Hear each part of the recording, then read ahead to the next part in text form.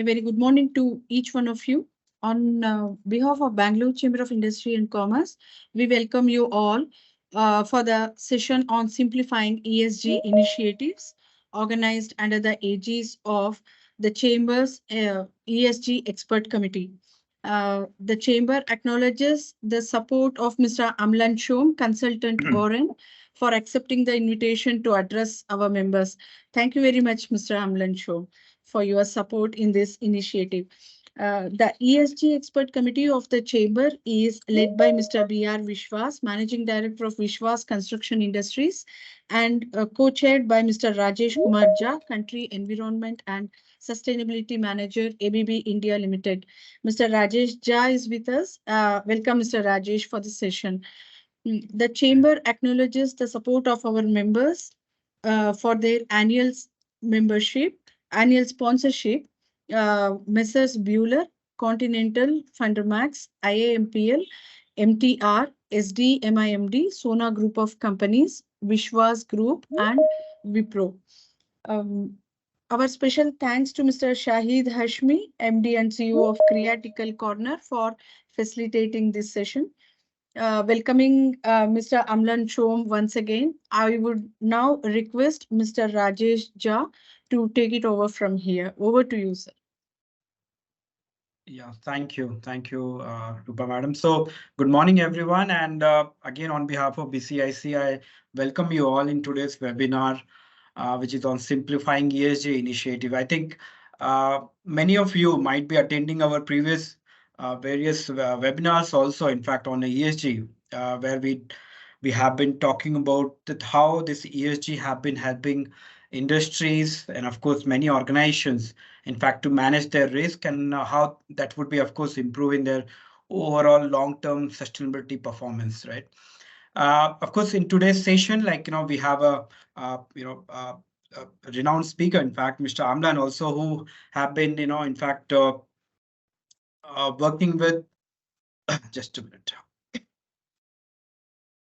Yeah, who is associated with Oren, in fact, and of course, as a consultant, they have been, in fact, supporting various companies and of course, in terms of ESG investing, carbon markets, and of course, he has worked on various projects, mainly on the life cycle assessment, greenhouse accounting, and of course, he has earned numerous credentials, mainly on the carbon management, the lead green associate, of course, and he has been also certified as a CI energy efficient, you can say the professional, in fact. So the various, of course, credentials are associated with Mr. Amlan. He'll be, of course, sharing some of the, in fact, the ESG initiatives, which are, of course, a kind of need of the time, in fact, need of the hour, where people have to not only just do a ESG initiative within the factories, within the premises, organizations, but they have to also have a very strong disclosure system, in fact,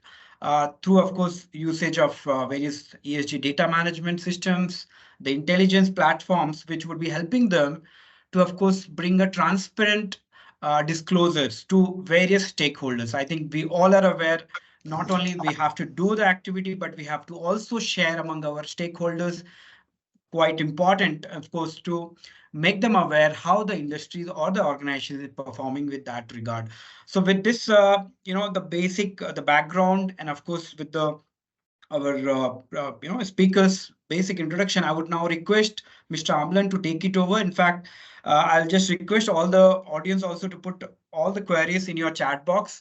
We'll be, having those queries addressed by end of the session. And with this background, I'll request Mr. Amlan to take it over now. Yeah, thank you. Thank you, Mr. Amlan. Yeah, over to you. Sure. Thank you so much, Mr. Rajesh and Ms. Rupa. And very good morning to one and all present here. Thank you for joining on a Wednesday morning. And thanks for the introduction, first of all, and setting the context right up. So as mentioned by Mr. Rajesh, feel free to drop your queries during the course of this presentation and take that up at appropriate timings, be it within or during the course of the presentation, or once I'm completed with the PPT. So with that being said, I would request Ms. Rupa to kind of start sharing the screen, and then maybe I'll take it over. Yes. So again, as outlined earlier, I'll be today primarily talking of simplifying ESG imperatives for the corporates and for the relevant stakeholders at hand.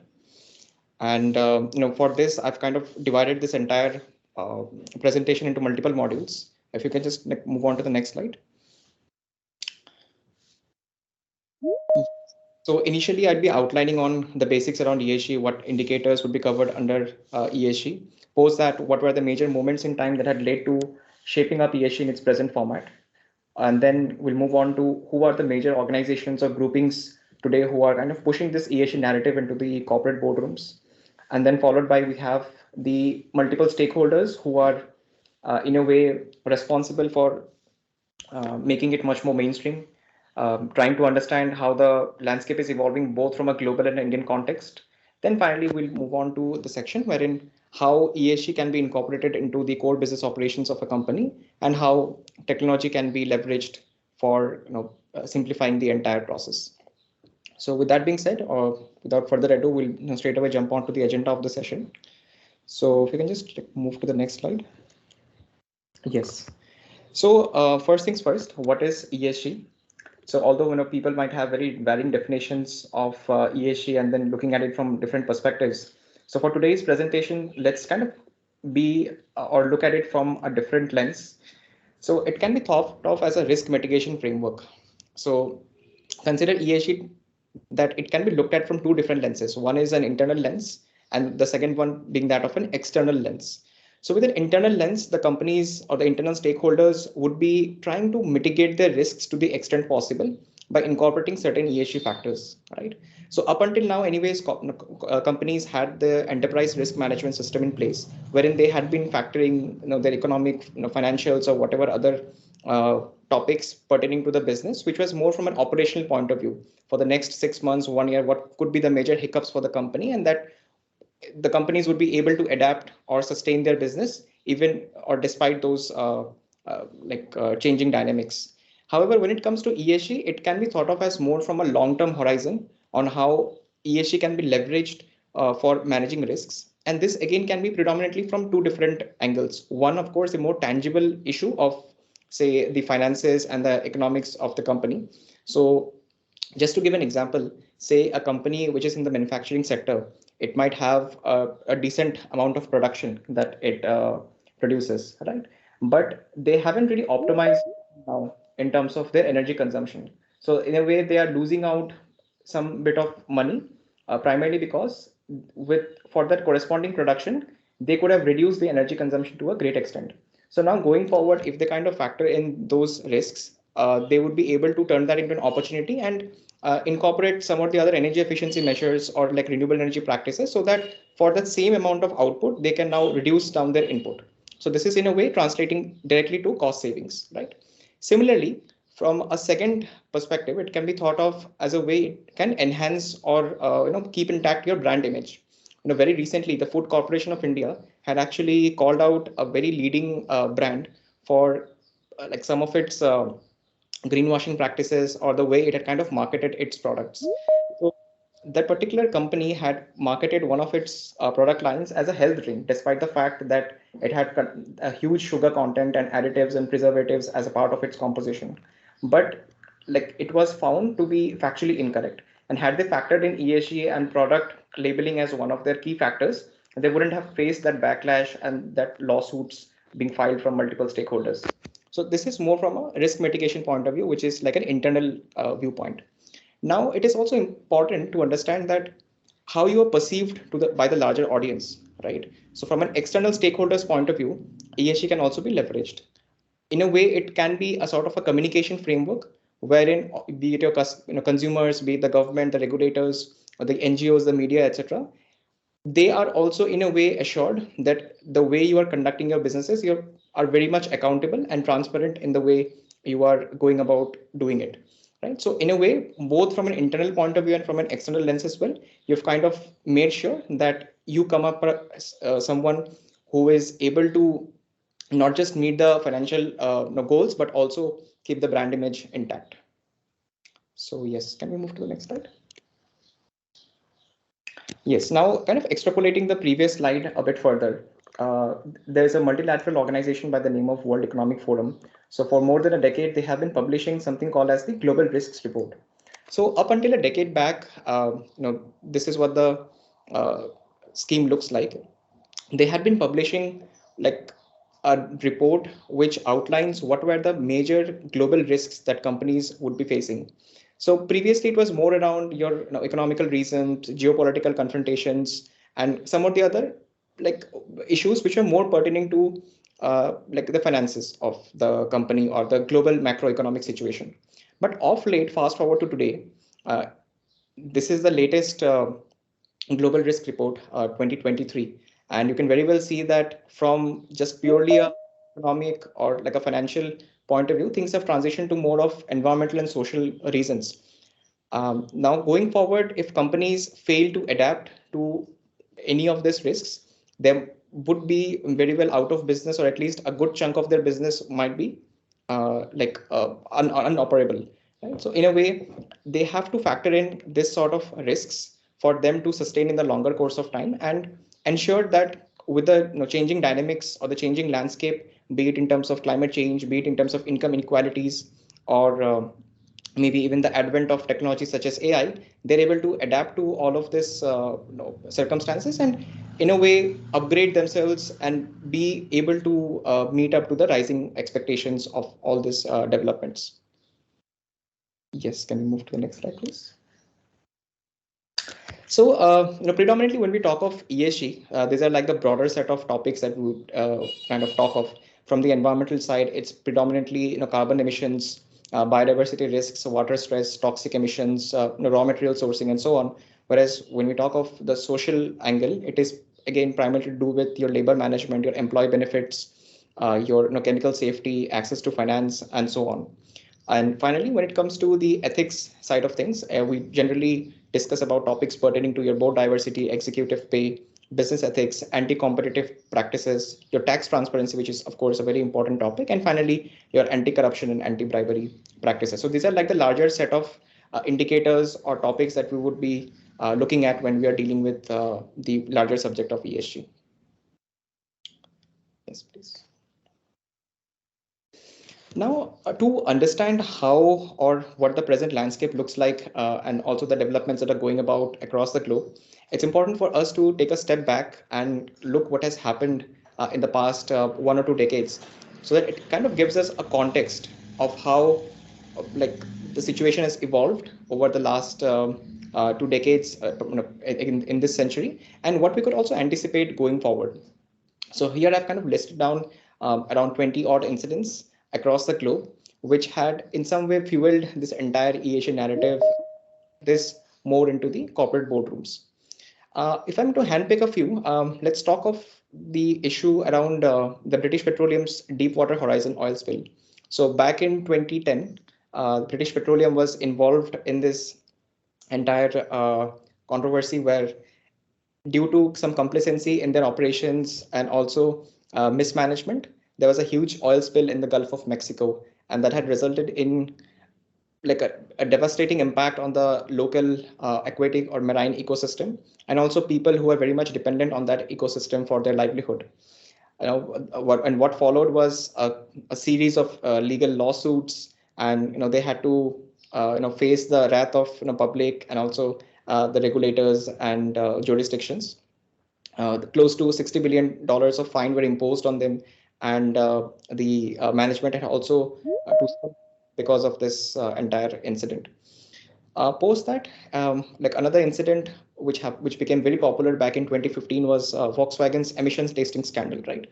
So close to 11 million vehicles, diesel vehicles to be more precise, were declared as pollution free by the authorities who were supposed to give like a or who were supposed to assess those vehicles. But like later it was discovered that like because of some unethical practices, the Volkswagen's management was involved in getting it certified by the pollution control board, despite the fact that they were not actually meeting the standards of the pollution control or the emissions that they were releasing. So later this had led to huge backlash, and it seriously impacted their sales, and primarily in geographies such as UK and Germany. people at large boycotted the purchase of Volkswagen vehicles for a long time, and they also had to face a penalty of close to like $30 billion, and that had like resulted in long-term consequences as well. Last but not the least, we had this incident very recently in 2018 when just leading up to the general elections in India, and also some of the political movements going about in countries like the US, Brazil, etc. Facebook was under the scanner for selling the data of close to 87 million users like you and me to a third party by the name of Cambridge Analytica. Right? So there was this entire data leak scandal that came about. And what Cambridge Analytica did was draw insights from that data. They sold it to political parties for them to be able to manipulate people at large. And this had led to severe unrest or polarization in the masses, primarily in countries like India and US, and also in some parts of the globe. So later, in a congressional meeting in the US, Facebook had to be answerable for all the mismanagement or the unethical practices that they had committed. And of course, quite naturally, their image got tarnished, and they had to face a heavy fine was imposed on them. Beyond this, there were like certain incidences, like major incidences going on globally. On the social front, we had very mass movements around Black Lives Matter, LGBTQ rights, Me Too movement, all of which had some of the other roots in the US, but soon kind of took over the globe, and people became much more vocal about how their employees should behave or how the society should conduct itself at large.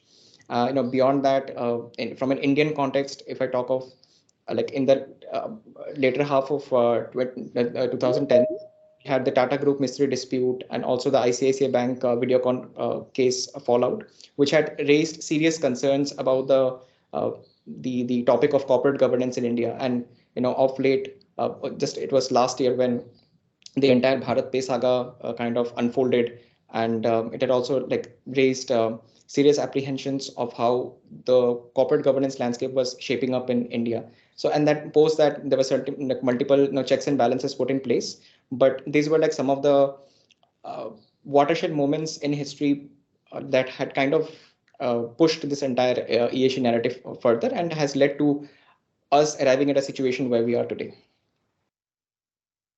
Yes. Now, this is a slide where you can see the multiple groupings available today when it comes to the organizations who are in a way related to ESG. And this looks very cluttered at the moment, and quite naturally so. There are a set of standards, rating systems, control frameworks, consultants, harmonizing alliances, and so on and so forth. And these all are in a way related to like the entire ESG bandwagon. But to simplify it further, like what exactly groupings are applicable to which set of individuals is something which would be discussed in the next slide. So if we can just move forward. Yes. Now, based on all the cluttered groupings that you saw on the previous slide, this is what it can be drilled down to, right? So say from an investor standpoint today, sector benchmarks are like the predominant groupings. For example, there's something called as the UNPRI, or the UN Principles of Responsible Investment. For them to look into their investment practices, they kind of factor in those frameworks. Apart from that, there's something called as the GRESB, the GRESB, which is applicable to the real estate industry. Similarly, there are like very sector specific best practices which investors are looking at before they kind of make their investment decisions. Post that, we have something named as the data aggregators. So this is a grouping wherein they provide very granular level data to investors for them to make their own investment thesis. For example, say there's a broader list of 100 odd topics or 100 odd material ESG issues which are kind of sold to the investors. And then based on the inclinations of the investor, based on the preferences that the investor has, he or she can pick and choose the 5 or 6 reasons that they feel would be the most important for their investment thesis. And this is again like a very personal and customized way of investing into companies. Finally, we also have the corporate rating agencies for companies who are not, or for investors rather, who are not willing to take that pain of tallying an indicator wise or a topic wise exercise of drilling down further on how the particular company is performing on each of these issues, they can just get like a macro level idea based on the rating agencies out there. Like this includes the like of Morgan Stanley, Dow Jones, etc., who kind of assess companies based on their ESG reporting. And then investors can just look at these ratings on whether they meet certain thresholds, and they'll be able to put their money accordingly into those companies. Then moving on to the second stakeholder for corporates. In the previous slide, you saw again in the center of it something called as a standard or disclosure frameworks, right? So we yeah.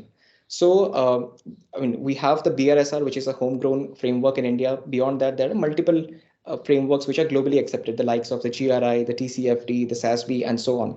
So for corporates, they can maybe subscribe or align their disclosures to one or many of these frameworks. And this kind of forms a basis of their communications going forward. Post that, we have consultants who are like experts in this field who would be able to guide companies on how they should exactly go about creating this sustainability or ESG reports in line with the disclosure frameworks that they had opted for earlier. Now, once a report is created, it is also important for the report to get validated by a third party or an external validator, right? In a way to just ink that stamp of authenticity that whatever data is being fed into the report is actually methodologically and factually correct. So for that, we also have external assurance providers who kind of rope in here. So these are like more from a corporate standpoint of who are the major organizations or groupings today who are kind of concerned with this particular area. Last but not the least, from an individual standpoint as well, we have, I think, a couple of educational resources that I mentioned in the previous slide that you can very well refer to here. And say, from an individual, consider yourself to maybe a retail investor who would like to invest into, say, stocks or mutual funds that are in a way complying with some of the other ESG initiatives. So you can very well look at the scorecards available out there on how companies are performing with respect to their ESG practices, and then maybe also put in money accordingly of whether you would feel that this company is to be grown in the years to come. Finally, there are harmonizing alliances, the likes of the World Economic Forum, the UNFCCC, and so on, which kind of release this research and review reports once in a while. For individuals who are very keen on looking at this, they can have a look and understand the subject better. So largely, the alphabet soup that I discussed in the previous slide, it was like all the stakeholders or all the groupings, organizations involved in the ESG landscape. That entire slide can be further like simplified into this particular decluttered version, wherein all the relevant groupings are just kind of bucketed under the three main stakeholders involved. So yes, we can move to the next slide. Now, given that I've spoken about who are the major organizations like today available globally, it's kind of imperative for us to understand why is it gaining so much prominence in the corporate boardrooms, right? So there are multiple players who are kind of pushing this entire narrative. So talk primarily, the first being that of regulators, and I think this is by far the most active of all the players out there, be it the Securities Exchange Board Commission of India, and then or the Securities Exchange Commission in the US, or the Financial Conduct Authority in the UK. All of them have come up with their own set of disclosure frameworks that are applicable today as per the local requirements. So if you know, like in May of 2021, SEBI had come up with this framework known as the BRSR, which was mandated for the top 1,000 listed companies in India. Similarly, in various jurisdictions across the globe, regulators have been very keen on devising a framework or a set of guidelines that would be very much customized for the companies in that particular geography. Although there are like a lot of frameworks which are globally accepted, but regulators have realized complying with certain standards which are more relevant locally. However, at large, regulators have been driving this entire ESG narrative in like a very promising way. Post that, we move to the second major player, which is that of banks. So again, this is coming up in a good way in India, but still at a very nascent stage. Predominantly in across the globe, in US and the UK, banks today are seriously considering ESG ratings or their ESG disclosures as a part of their lending activities. So especially when disbursing loans beyond a certain capital, banks are keen to look at how the companies are performing with respect to their ESG parameters. So they are in a way linking the risk factor of getting their money back with the ESG performance of the company. So this has in a way compelled companies to also look at ESG in a much more proactive way, in a way that helps them get cheaper access to capital at lower rates of interest, and that too more easily. Even in India, the State Bank of India has floated a consultation paper in the last year and a half, where they've spoken about the possibility of giving out loans beyond a certain threshold only if companies are able to comply with certain standards on the ESG front. So it is also one of the promising players who are kind of diving deeper into the ESG landscape. Then we move on to the third player, which is that of investors. And here I'm primarily dealing with institutional investors.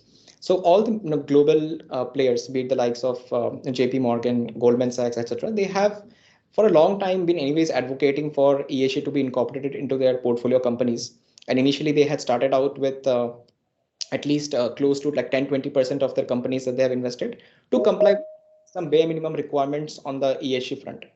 But over time, they've extended this to like almost their entire portfolio. And very recently, the largest of the largest institutional investors, the BlackRock and the Blackstones of the world, they have been creating or in a way developing frameworks of their own for companies to be mandated to follow certain standards on the ESG front, because they I mean the CEO Larry Fink has also been very vocal about ESG being directly linked to your risk mitigation practices. So that's why investors these days are also looking at investing into companies who are meeting certain standards on the ESG front.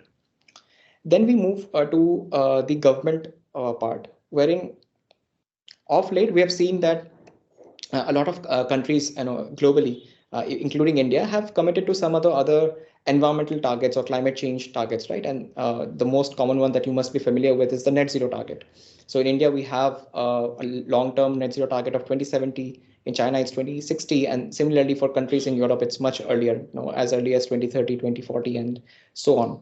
So in a way, they're also pushing and percolating this downward to the corporate level. They're pushing the companies to kind of walk the talk when it comes to like improve on their environmental quotient and help the government meet its larger objectives of reaching net zero or to decarbonize to a large extent.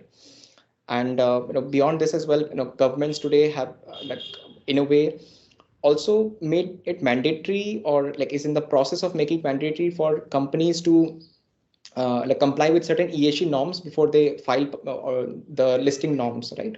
So just to give an example, last year when LIC was about to go public, the Ministry of Finance had actually spoken to the management at LIC that they had to meet certain standards on the ESG front before they could go for the IPO process. So this was a positive move, and this is also in line with some of the other global developments going on. So in US, there's a company called the Allbirds. So over there as well, the government had asked them to comply or meet with certain ESG norms before filing for the IPO listing norms. So it is also a very promising or like a positive move in the direction of mainstreaming ESG further. Last but not the least, we also have two major stakeholders involved, the consumers and the employees. So for consumers today, I think particularly for the millennials, the Gen Zs, they're very much vocal about practices pertaining to their, there's this entire vegan movement going around, the animal cruelty-free products, which are gaining much more limelight. Now people are beginning to understand that ingredients such as palm oil are very harmful for the larger biodiversity, and that's why there has been like this shift of purchasing choices as well, or the average consumer today is much more conscious than it used to be, and even though they have to pay a premium for the products which are so-called sustainable, they are willing to do that provided it is like actually meeting the norms as per the environmental regulations set by the respective authorities. Finally, when it comes to employees, again, it's not something very new to people. We've had this entire movement going on globally with respect to the LGBTQ rights, the mental health issues, which have become very popular after COVID. Beyond that as well, we've had the Black Lives Matter, which we discussed during the watershed moments. So all of these things also do resonate to a great extent with employees and all the internal stakeholders. And they're kind of now holding the companies or the management accountable for not being able to meet certain best practices in this regard. And I think more and more companies are beginning to realize this and are becoming very proactive with respect to how they are incorporating such practices into their company policies and their code of conduct. So all of this stakeholders or players combined have, in a way, fueled this ESG narrative to become much more mainstream, to become much more popular and gain the limelight that it is getting today. Yes, can we move to the next slide? Yeah, so last slide was more of how, like, or who are the major players today who are kind of pushing this ESG narrative. But speaking primarily from a domestic context, the regulators here in India have been very proactive, although it was just in May of 2021 that the BRSR regulation came about. But the seeds or the groundwork was laid way before, in 2009. So back then, in the Ministry of Corporate Affairs had released something known as the National Voluntary Guidelines, which was like a bare minimum set of indicators on the environmental and social front. Soon after, in 2012, the first draft of the BRR came into existence, wherein the SEBI had mandated the top 1,000 or the top 100 public listed companies rather to meet the norms with respect to ESG. Then probably one of the watershed moments in India's corporate sustainability journey was in 2014, when companies had to allocate a fixed proportion of their profits to larger social concerns, and the CSR became mandatory. Probably around 2% of the profits had to be allocated to some of the other social initiatives. Then in 2015, probably that was one of the major events in history, not just domestically but globally, when the Paris Agreement came into enforcement, right? And then the regulators here in India, or all of the stakeholders rather, were very much keen on making sustainability much more mainstream. So the BRR got extended to the top 500 listed companies from the previously 100 bracket. And soon after, the regulators realized that the BRR today was inefficient, or in a way not mature enough to capture all the needs that are required for Indian companies to meet the global standards. And that's why, given the absence of a homegrown framework, they had advised the companies here to adopt the integrated reporting framework, which was a global framework back then, and to subscribe to that so that they can make certain advancements on the ESG front. So this was more on a voluntary basis, and the likes of the Tatas and Reliances had done that voluntarily quite effectively. Soon after, in 2019, the NGRBC principles were launched, and in combination with the BRR, it became mandatory for the top 1,000 listed companies. So in 2019, once after the NGRBC principles were laid down, the larger disclosures became much more quantitative, became much more descriptive in nature from the initial versions of the BRR that was existent. And then the major or the most latest development that came about was the BRSR in 2021. And the top 1,000 listed companies had to comply with that standards to be able to claim themselves as being responsible and ESG ready. Even after 2021, there have been two major amendments in the BRSR, the latest one being just 3 weeks back, where SEBI has now discussed, or rather spoken about, the possibility of having a third-party assurance compulsorily done for all the top 1,000 listed companies in an upgraded fashion. And also there will be sector-specific KPIs that will be put in place for all the 1,000 companies, so that they are in a way able to track those issues which are very much relevant to those businesses. So this is how, the Indian landscape has been shaping in the last close to a decade and a half, and hopefully so things would become much more stringent in the years to come. Yes. Now, the million-dollar question is that, all well understood that ESG has this benefits. This can be used in risk mitigation. This has led to ESG being the way it is today.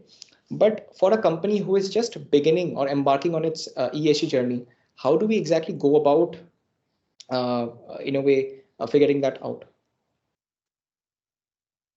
Yeah.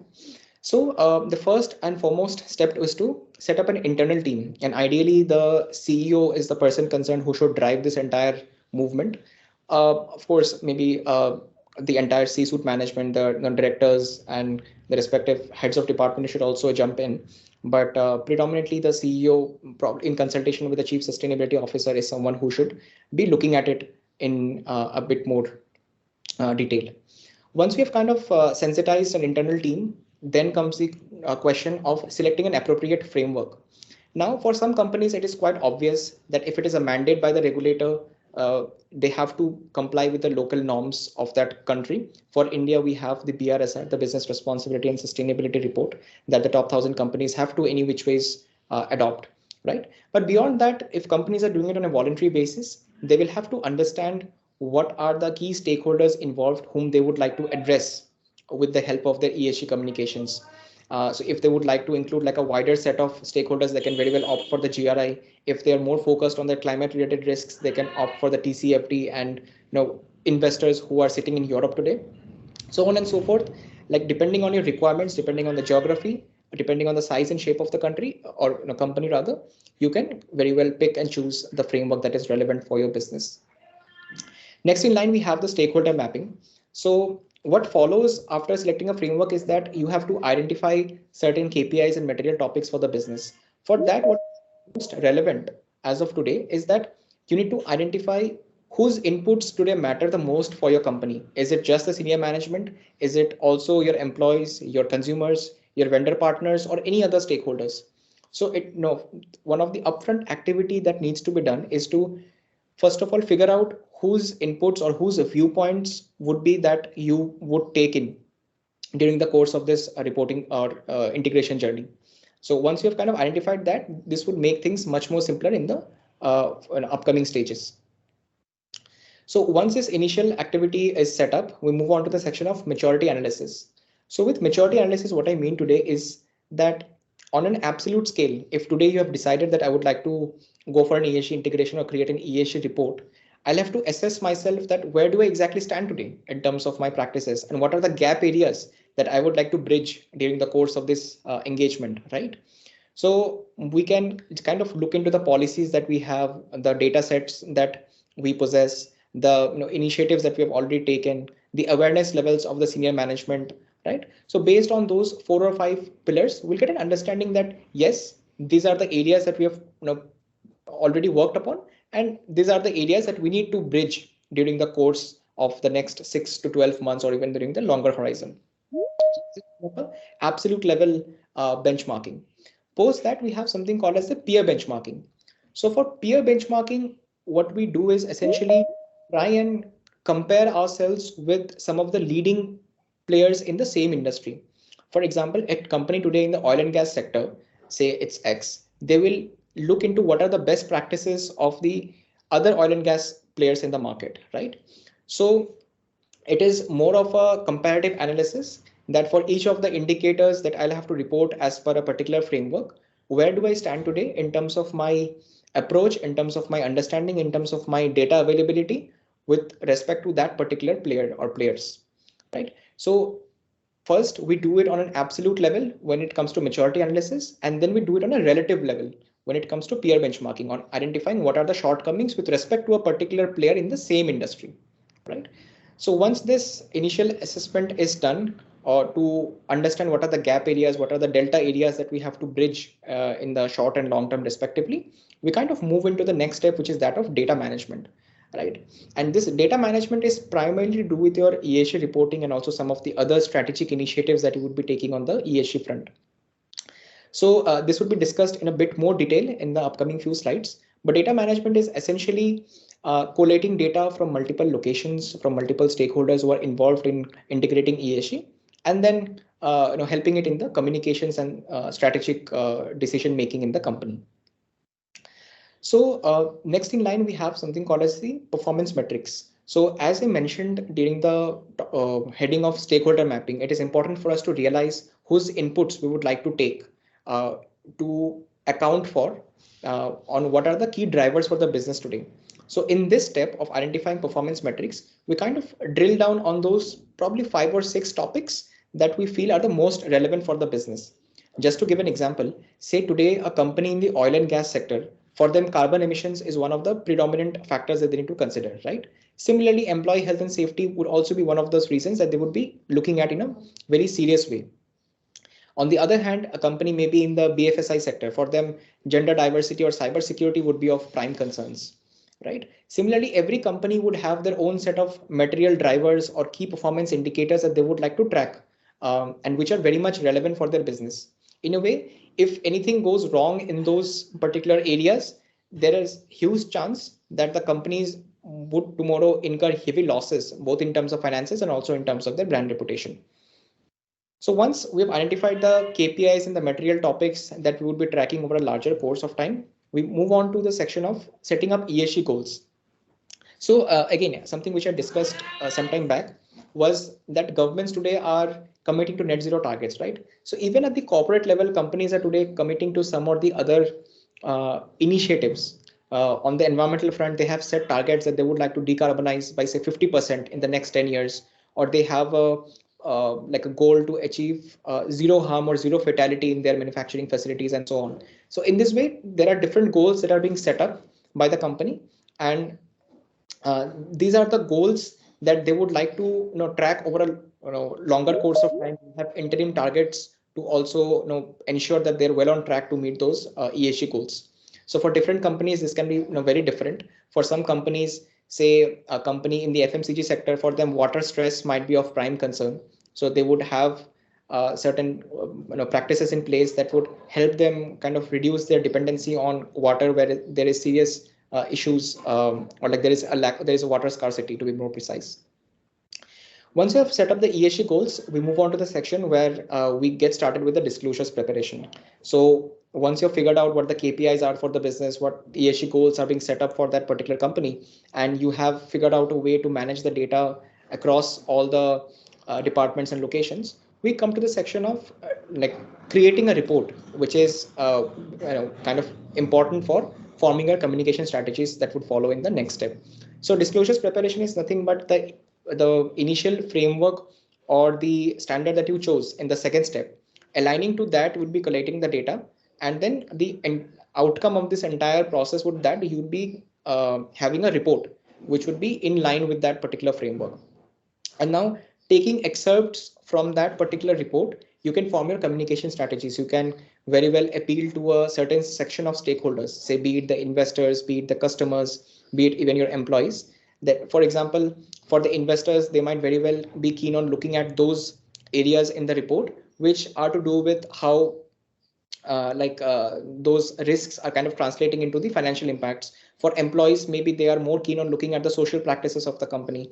For consumers, they might be very well involved in the environmental awareness of the company and so on. So depending on the stakeholder involved, there will be different communication strategies in place, which would be taken as excerpts from the entire ESG report that we have prepared during the course of this engagement. Yes, we can move to the next slide.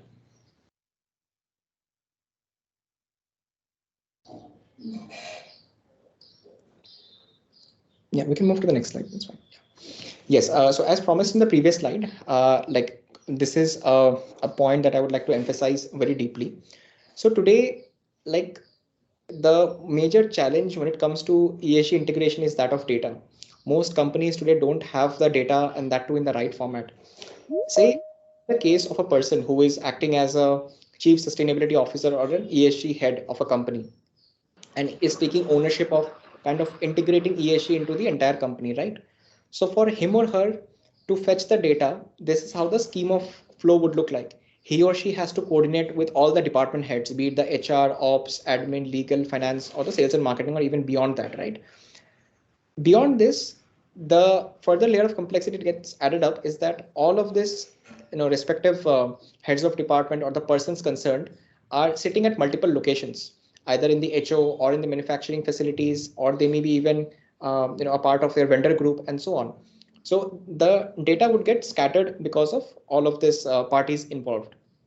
On top of that, if you see that the data set that is required from a reporting standpoint or maybe integrating it into your business, these are not very standardized today.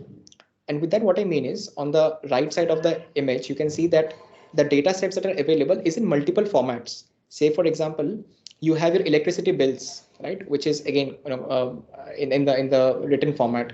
You have certain PDFs lying in the department here and there. You might be monitoring some of the waste management practices via IoT devices. You might have SOPs in place. You will have your enterprise level applications, be it the SAP, Oracle. You will have data sets maybe pertaining to your HR in the Excel sheets and so on.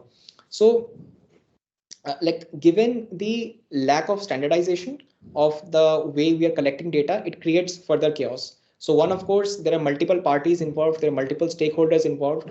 On top of that, it is spread across locations. And finally, the data is also not standardized. So today, for companies to be able to fetch the data in the right format from the right person concerned, it is a daunting task. So this kind of builds a case for a platform which would help ease out or help streamline this entire process of data collection and data fetching. So, and which would be consequently discussed in the later few slides. So yes, you can move on to the next slide. Right. So probably the most important part of the entire presentation, which is that of a ESG data and intelligence platform. Right. So as discussed in the previous slide, data management today is the prime concern that companies are facing, be it in unavailability of data, be it in terms of fetching the data in the right format, be it sensitizing the persons concerned on how do they exactly go about collecting the data. But what the good news is, there's a intelligence platform that can help you ease out all of these aspects. Say, for example, when it comes to a reporting standpoint, there can be a platform, there can be a simple software which would help you collect data from multiple locations, from multiple enterprise level applications into a single place or a single product, right? And then the product itself will be equipped enough so that irrespective of whatever format that product is collecting the data, it would be able to produce an output in the PDF format, right? Say, for example, today you are collecting the data in Excel spreadsheets, or maybe in some of your applications, or maybe if you're even if you're saying manually feeding the data by simply writing it, all of those things would be accepted by the platform, and then the outcome of this entire data feeding exercise would translate to a report being generated, which is very standardized, right? Post that, we have the GHG accounting, or the carbon footprinting as we normally talk of it. So today, carbon footprinting or any sort of environmental quantification is a major bottleneck for companies to be able to integrate their ESG into their business. And the reason being, say today, again, this carbon footprinting is divided into three basic scopes, right? The scope 1, scope 2, and scope 3, if you've heard of it.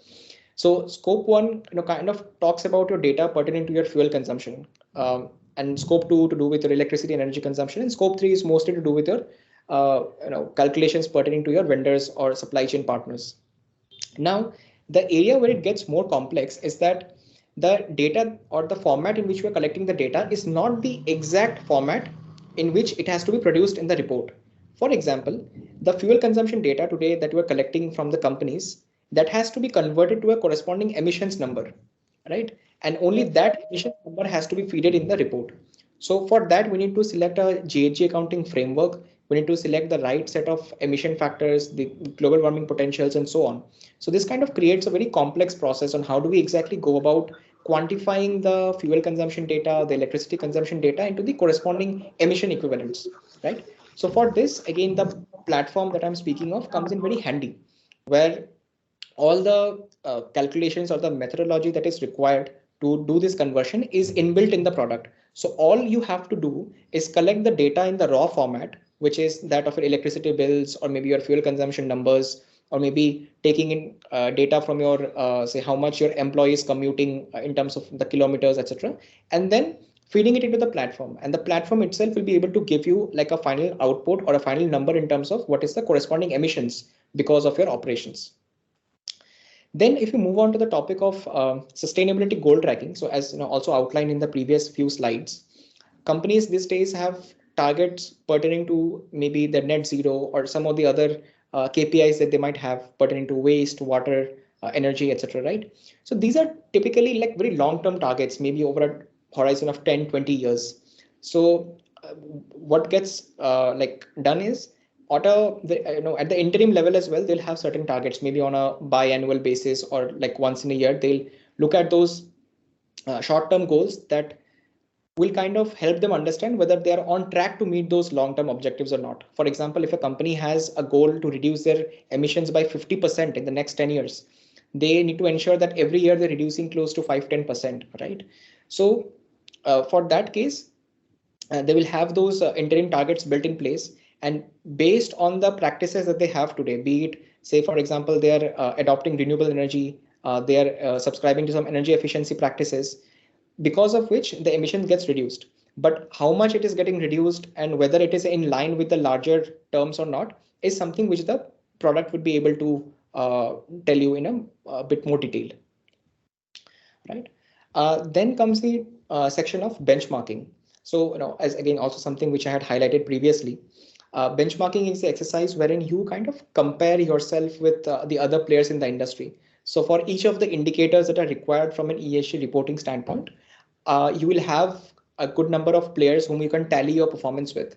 For example, in terms of your energy consumption, or say maybe your attrition rates of the company, you can look at what the best practices are in the industry, and you can assess on where do we stand today as compared to that particular player, right? In a way, you are getting you're being shown the mirror on what is the area that I have to cover while I'm integrating ESG, so that I can also be tomorrow called as an industry leader in that particular segment. So a data intelligence platform will be able to give you not just like where you are lagging, but also in terms of how much you are lagging and how do you go about bridging that gap. Say, for example, today your emissions is off shooting by 20% or 30%. How do you exactly go about reducing that is also something that the product will be able to talk about. Next, I've mentioned the audits and assurance piece, right? So again, as mentioned, in addition to simply disclosing your ESG performance, the need of the hour is that you have a third-party validation in place.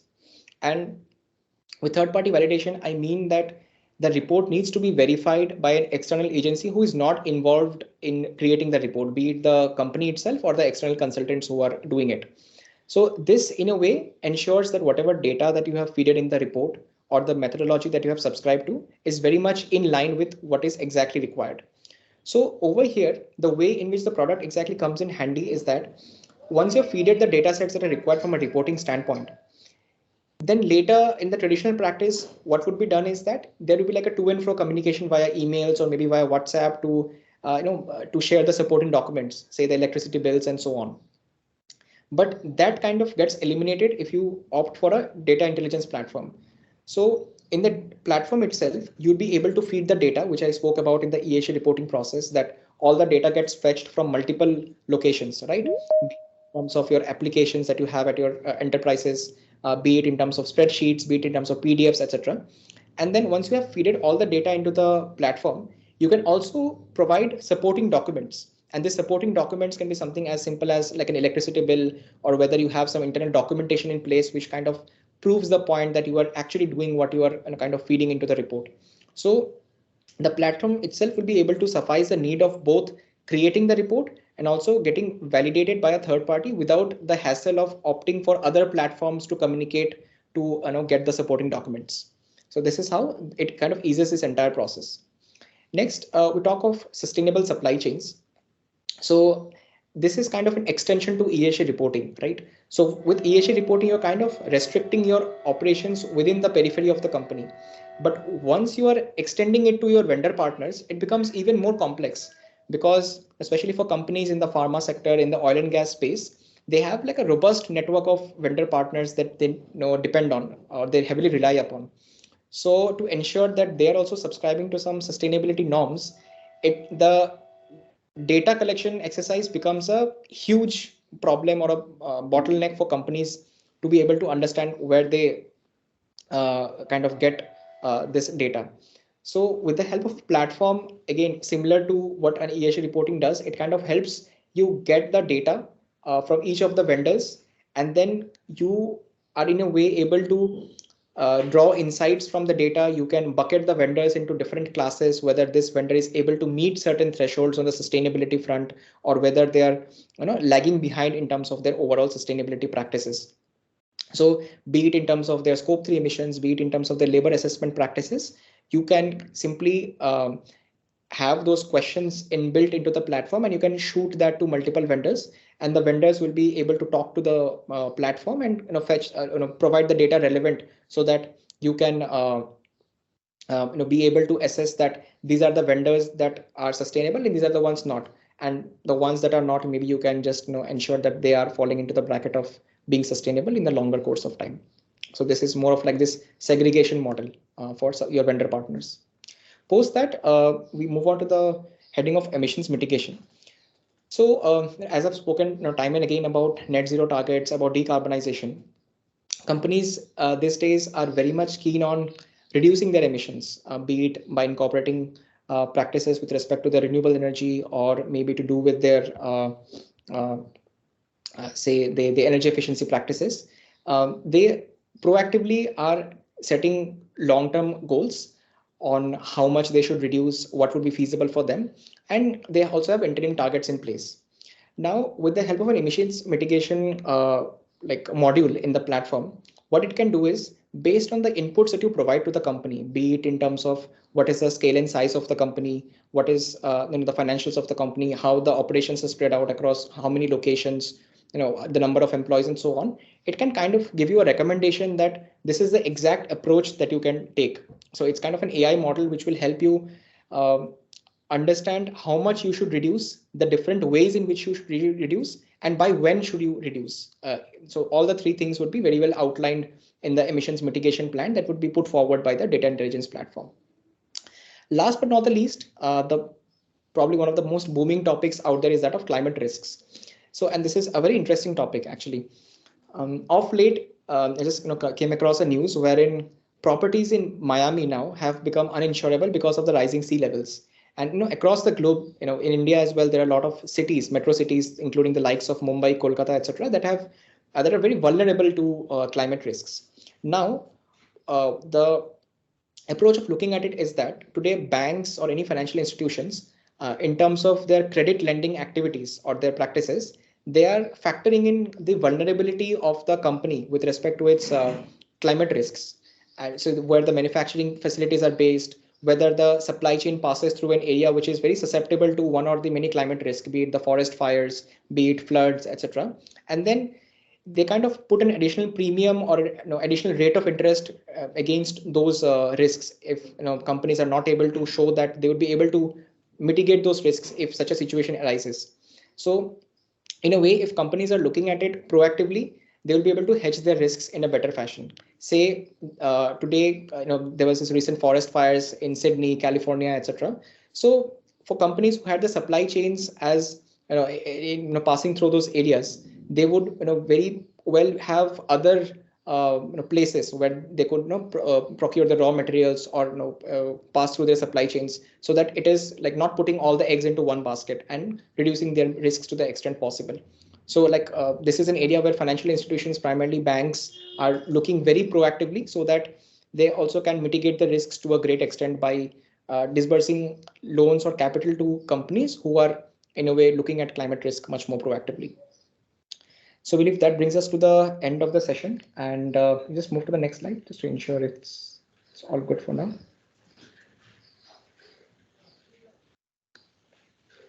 Yes, Ms. Rupa, can we move to the next slide, please?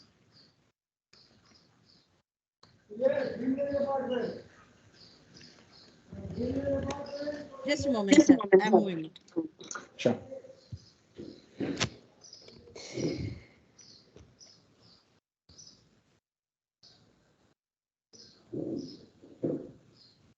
Yes, I think, yeah. So this brings us to the end of the session. I believe there are a couple of questions that I can see in the chat box. I'll take each of this. But yeah, apart from this, if any other questions come up, I'd be happy to take it. So I'll just take questions one by one. I think it is just to give more focus on the same. Yeah, I think Mr. Amlan, thank you. In fact, maybe we'll quickly take some questions also. So first of all, thank you for this very informative session and of course taking through the ESG terminologies Of course, you also talked about the ESG landscape in India, that how VRSR, BRR, BRR, in fact, all these framework have been, in fact, supporting companies to establish the ESG framework, right? And of course, I could see, like, one of the slides, you also mentioned the importance of the ESG data management overall for this ESG integration in any company, in fact. So those are quite, in fact, relevant topics. And in fact, neither the time that every company has to now strengthen those data management activity with respect to ESG, because now it's no more something that people have to do within the boundary, but it has an impact well beyond the boundary of any organization, right? So I think we have some queries. In fact, I could clearly see that. Maybe I'll just maybe 1 minute. I'll just open some of the chat. But I think few of the questions I just personally replied back. In fact, like some of the questions were, with respect to rating of the company, like with the small companies, I think for anyone, like, and of course, just to inform you, like some of the ratings are, of course, being done free of cost. Like you can always utilize their website. You can go there, you can update your data on that, and you will be getting some of the, kind of rating of your company, how you have been performing in ESG, the environment, social, and of course, governance aspect.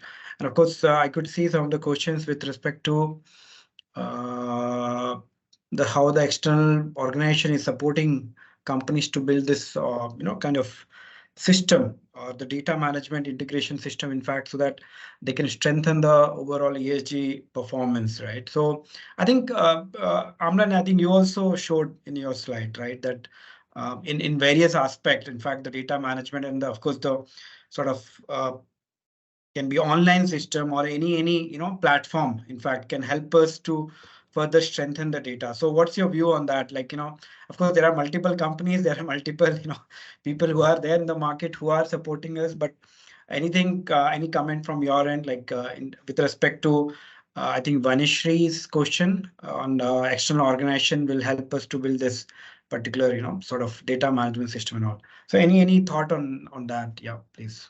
Of course, I think one thing is even before you're starting to look for external consultants, it's important that you look inwards and try and create as many data pipelines as possible.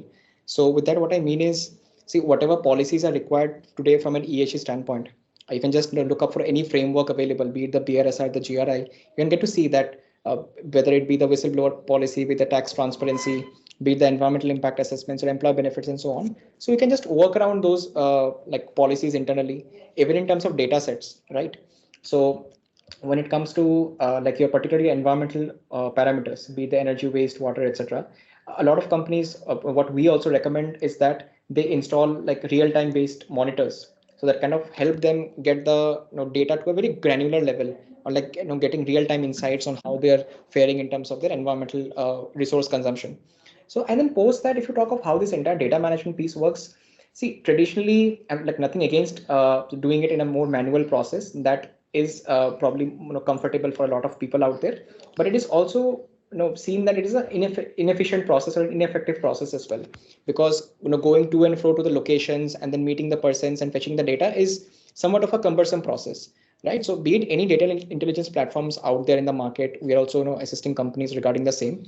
We will help companies to streamline the data sets that once they have built it in-house, once they have created those data pipelines as per any framework, we in a way standardize that and produce a report out of it. So I think that is like more of a second step, but yeah, of course, what is most important is that companies look at it internally first. I think I'll also talk a bit about ESG ratings. I can see that quite a few queries around that. Yes, so just to cut short the discussion on ESG ratings, so there are like multiple rating agencies out there. So the most popular ones being the MSCI, the Morgan Stanley Index, the DJSI, the Dow Jones Index, the Sustainalytics, etc. In India, we have the CRISIL, which anyways was very popular for releasing their credit ratings.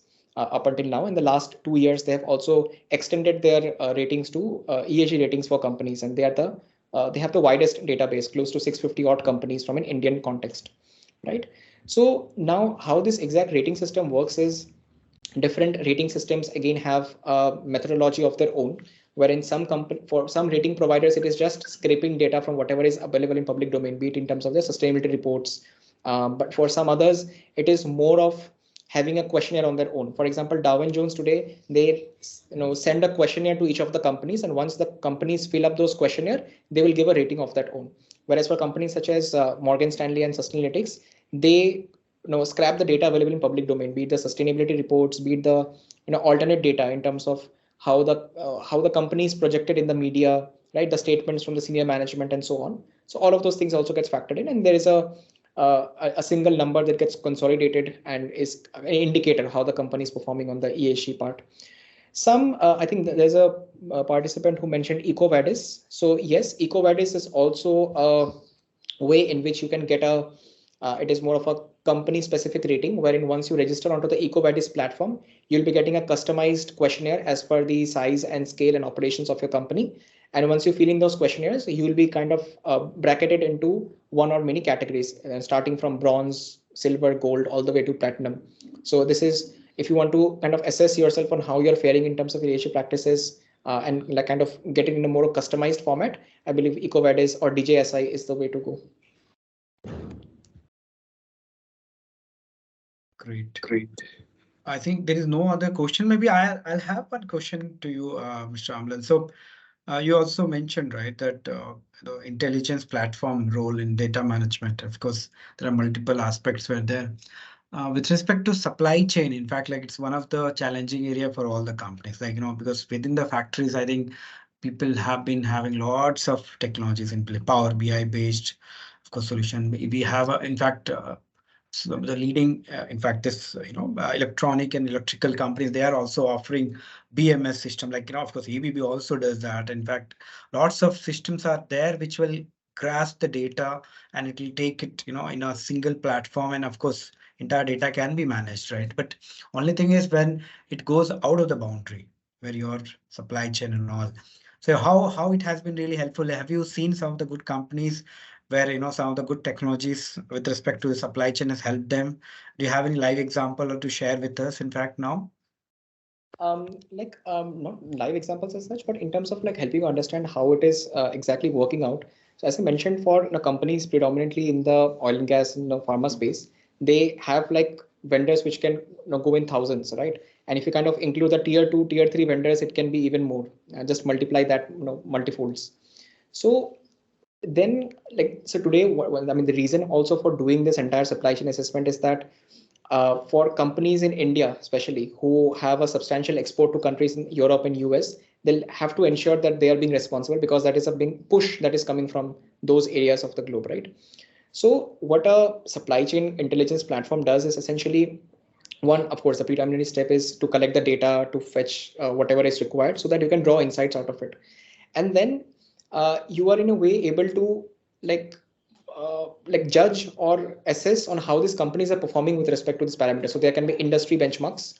Like you can have say the industry benchmarks being who are the top players in the industry and what is their present level of maturity. And against that, we can kind of assess where the company that we're dealing with, how they are performing at this moment in time. So based on that, we'll bucket the company into say it can be on a gamification model as well, right? Say you have companies which are not doing really good, so they can be under the red cap. Companies which are doing fairly good, they can be under the yellow cap, and then companies who are very mature in terms of their ESG practices, they can be under the green hat or the green cap. So companies who are already under the green category, they can go ahead with the regular affairs. But for companies who are lagging behind and under the yellow and red hats, they will have to ensure that how they can progress and they can move to the green hat. So this intelligence platform will also give them recommendations. So not just in terms of where they stand today, but also how they can bridge those gaps and how they can meet the industry benchmarks. So in a way, for example, one of the primary lookouts in supply chain is that of your scope 3 emissions, right? So for scope 3 emissions, what happens is companies today adopt to multiple ways of commute, be it the airlines, the vehicles, and so on. So the data intelligence platform would be in a way able to minimize those emissions by suggesting you practices that you might incorporate in your business. Right. Thank you, Mr. Amlan. So I think we have another question from Mr. Sanjay Sharma. So we are from electronic security industry. Our client is asking ESG how it's going to impact our industry. So maybe I'll just take up this point. Of course, like see ESG certificate, like there's no such ESG certificate we call it. Of course, the ESG kind of performance they would like to understand, or maybe one of our colleague, in fact, and participants also mentioned that the rating sort of thing also people are looking at. As I told, EcoVadis nowadays many corporates, in fact, they're asking their supply chain to register in EcoVadis so that they can see that what exactly they have been doing in terms of ESG. Like instead of going and asking some third party to have an evaluation, they also asking them to get it registered somewhere, right? So they will understand where they stand in terms of ESG performance. So I think this is like something is, of course, I'm telling you, this is the future. In fact, all the companies, in fact, looking at the supply chain, which are really having a good ESG performance in their, in their premises, of course, in their value chain also. And of course, it's going to impact the business also, because I think this rating, the kind of ESG performance of the company also will decide how sustainable your business would be in the future. Because when the customer opt for a any business partner, they look at now this is as a one of the major pillar which decides the business for future, right? So I think you can, of course, to Mr. Sanjay Sharma also, like you can try this. Maybe either you can take support from third party. You can, of course, have a internal system strengthened. You can also get it, reviewed at EcoVadis or multiple platforms. In fact, we can share some of the links with you, and you can just check like how it's been, how it has been helping you to, of course, understand your gap, and of course, based on that, you'll be improving yourself. And of course, that also you can share with your customers, which of course will be evaluating while taking, future, whatever the business consideration they have. So I think that's all. I think that's the only thing that we can start with, Mr. Sanjay Sharma. Yeah, anything from your Mr. Amlan? Anything from you you'd like to add also? Yeah, sure. So like in terms of, as I mentioned, today, one of the key drivers is like companies like based in geographies which are like much more mature in terms of the ESG practices. So to be a part of their supply chain, they're also kind of pushing this ESG imperative, right? So you mentioned around EcoVadis, there is also something which is known as a CDP, the Carbon Disclosures Project, right? So companies who are based in Europe, in US, they have been very much vocal that their entire supply chain must be clean, right? And with clean, they want like proper ratings or disclosures in place that kind of aligns with the parent company's ethics and ESG norms. So that is the reason why EcoVadis or the CDP is gaining so much of limelight for companies like here in India or primarily in Southeast Asia, Middle East, for them to also comply with norms like which kind of meet the standards globally, and not just like do it for the sake of doing it and for as a tick mark exercise. Very true. Yeah. So I think there's no other question we have. So I think with this, we can conclude the session for today. If you have any other query, you can directly approach Mr. Amlan or to us. In fact, we are very happy to help you out in terms of course, somewhere adding value to your system in terms of ESG management and all. And maybe with this, I'll just now thank you, Mr. Amlan, for sharing this wonderful presentation today. And I'll hand over to Rupa for the vote of thanks. Yeah, thank you very much. Over to you, Rupa, madam. Yeah, thank you. Thank you, Mr. Rajesh. Thank you, Mr. Amlan, for such an insightful session. So we will share any queries which the participants send it to us. And thanking you once again. We look forward to have many more sessions in the future as well. Thank you once again. Thank you so much, everyone, for joining in.